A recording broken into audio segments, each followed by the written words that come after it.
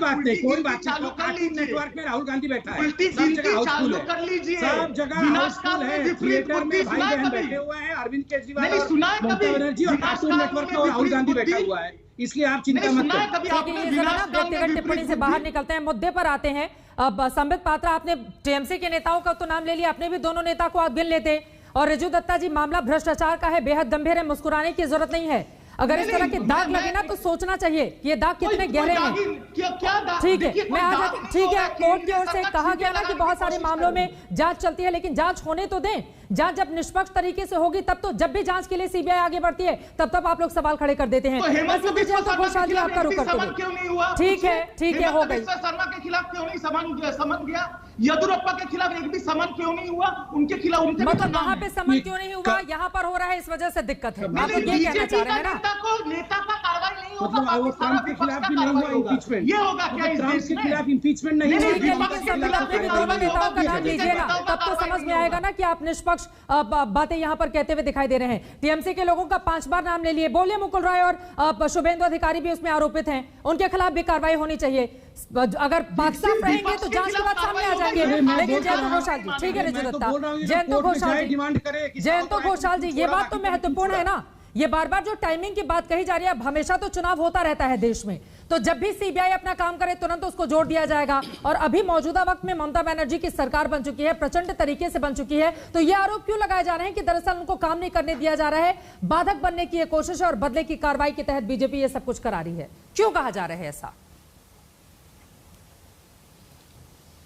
देखिए, मुझे बिल्कुल अच्छा नहीं लग रहा है कि इस समय हम लोग तू मैं करें, क्योंकि कोरोना के लिए पश्चिम बंगाल में कल भी बहुत बुरी खबर है। मेरा एक बहुत अच्छा दोस्त, हम सबका है, एक चैनल का हेड है, बांग्ला चैनल का, वो भी गुजर गए कोरोना में। तो मुझे लगता है कि कम से कम हम राजनीति तो रहेगा, जैसे संबित जी कहते हैं कि हर समय चुनाव रहता है। पश्चिम बंगाल में अभी तो कलकत्ता का कॉरपोरेशन इलेक्शन आ रहा है और 50 म्यूनिसिपल इलेक्शन भी है, तो इसीलिए रहेगा और बीजेपी और तृणमूल का लड़ाई रहेगा। लेकिन एक चीज बताइए, महाराष्ट्र चुनाव के पहले शरद पवार के खिलाफ जो नोटिस गया था, और वो भी कोर्ट के आधारित था, और उसमें 122 लोगों के खिलाफ इशू हुआ था, और वो अजीत पवार के खिलाफ भी हुआ था। अभी उसका स्थिति क्या है? चुनाव के पहले उसको मीडिया कवरेज और इवेंट बनाना, ये भी सीबीआई का काम नहीं है। सीबीआई का, और जितने ओल्ड स्कूल सीबीआई ऑफिसर्स है, वो चाहते हैं, कहते हैं कि इसको अगर हम लोग कोवर्ट वे में इन्वेस्टिगेट करें, क्योंकि हमारे पास फोन आ जाता है। सीबीआई का कोई बुलेटिन नहीं है, कोई प्रेस रिलीज नहीं है, अभी तक चार्जशीट नहीं हुआ। आप अरेस्ट कर लिए हैं तो हम पूछ सकते हैं कि चार्जशीट कब होगा? चार्जशीट के बाद कोर्ट में जाएगा और तृणमूल भी कोर्ट में जाएगा। ये उचित है या अनुचित है, ये तो लीगल इशू है, सब जुडिस है।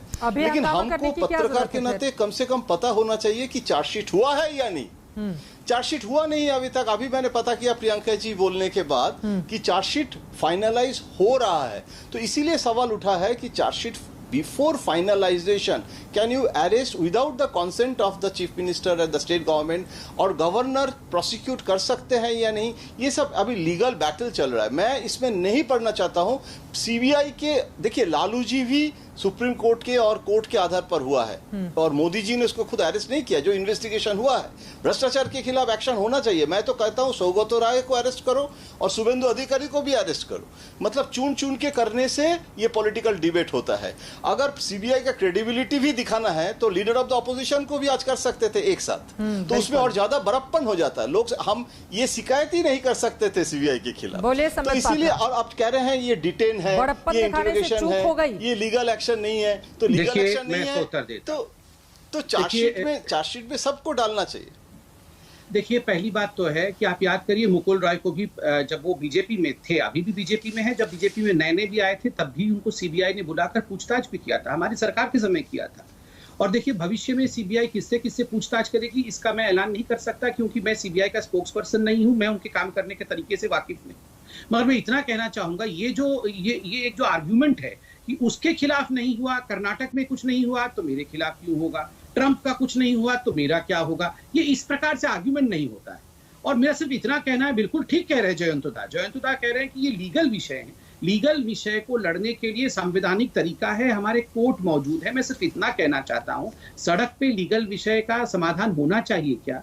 क्या पत्थर लेके कार्यकर्ता सड़क पे, अगर बीजेपी के कार्यकर्ता टीएमसी के कार्यकर्ता परस्पर से लड़ाई करेंगे, शत्रुता करेंगे सड़क पे, क्या वो उससे कोई लीगल सोल्यूशन निकलेगा? नहीं निकलेगा। मैं तो सिर्फ इतना कहना चाहता हूं, ये केस ठीक है, गलत है, इसका निर्णय कोर्ट को लेने दीजिए, मगर जिस प्रकार से एक मुख्यमंत्री जाके धरना देती है सीबीआई के ऑफिस के आगे, सारे कार्यकर्ता आपको जान